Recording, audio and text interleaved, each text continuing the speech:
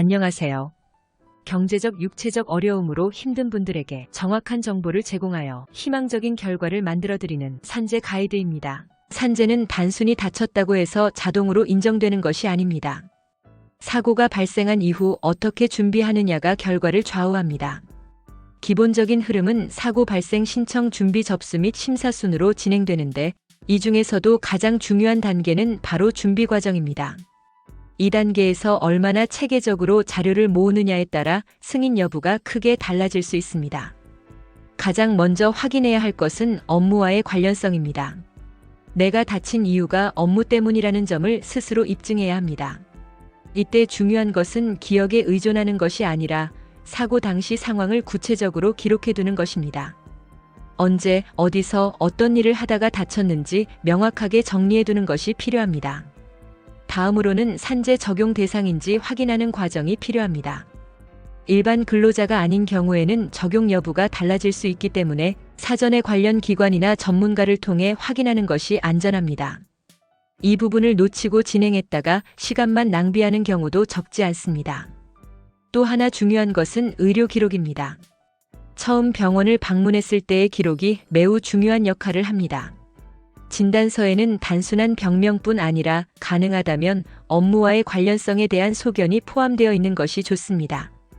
치료 과정 역시 일관되게 이어지는 것이 중요합니다.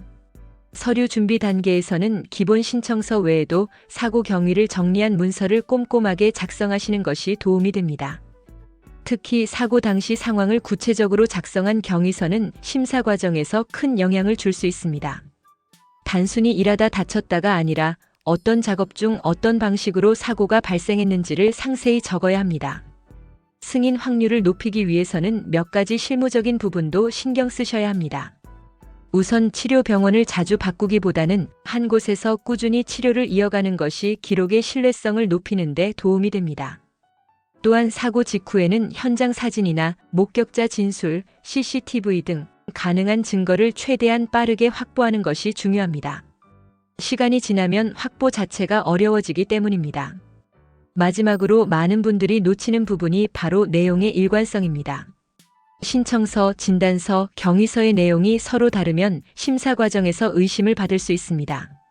사소한 표현 차이라도 문제로 이어질 수 있으므로 제출 전 반드시 다시 확인하시는 것이 좋습니다. 반대로 산재가 불승인되는 경우를 보면 공통적인 특징이 있습니다. 업무와의 관련성이 충분히 입증되지 않거나 객관적인 증거가 부족한 경우가 많습니다. 또한 사고 이후 병원 방문이 늦어지거나 신고가 지연된 경우에도 인정받기 어려워질 수 있습니다. 결국 산재 신청은 준비 싸움이라고 보셔도 무방합니다. 처음부터 체계적으로 준비하시면 충분히 좋은 결과를 기대할 수 있습니다. 혹시 진행 과정이 막막하시다면 전문가의 도움을 받는 것도 하나의 방법이 될 수 있습니다. 산재 가이드는 법률적으로 문제가 될 수 있는 부분에 관해 상세히 설명을 드리고 해결책을 제시하는 길잡이를 해드립니다. 항상 노력하는 자세로 의뢰인의 이익을 최우선하는 모습을 보여드리겠습니다.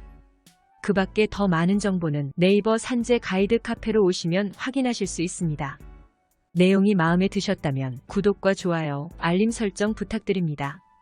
더 좋은 내용으로 찾아오겠습니다. 감사합니다.